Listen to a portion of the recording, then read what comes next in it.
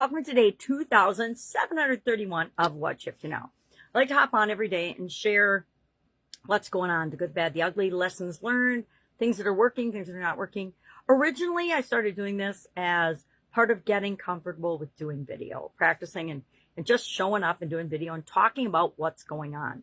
And that was on the urging and the insistence of several coaches I was working with at the time that I came online from the offline brick and mortar and corporate world of businesses. I've been involved in lots of different businesses, lots of different industries, and I was just trying to figure out what I was going to do next. Coming off a divorce and separation and disposition of all of the previous businesses I'd been involved in, and I wanted to do something new and different. And so I thought, okay, I've always been curious about the internet. Let's go on and let's check it out and figure out what we can figure out.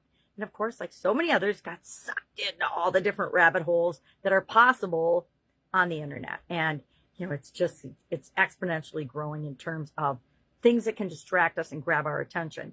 We need to just remember that if we stay in alignment with what it is that we're trying to create, we'll pick and choose the things that are right for us right now. Doesn't mean we won't explore things later on, like AI. I'm super curious about AI, but I'm doing just barely anything with it, because I know it's a distraction from what it is and a detraction from what it is that I've already set in motion for myself to create, do, be, and have. So today we are talking about, and all this month we're focusing on mental health well-being of the 9-part life framework that I share: physical, mental, emotional, spiritual, financial, relationships, contribution, communication, and confidence. We're focusing on mental health and well-being this month.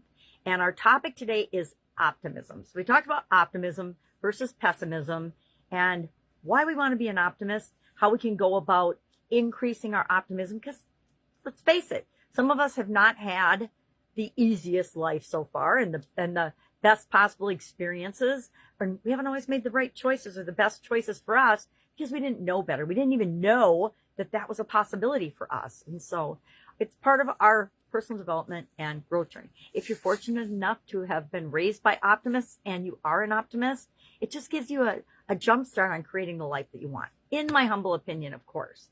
Everything I share is my opinion. You don't have to agree with it. I'm just sharing my perspective to maybe cause us to think differently sometimes. And actually, just to encourage us to think for ourselves in the first place.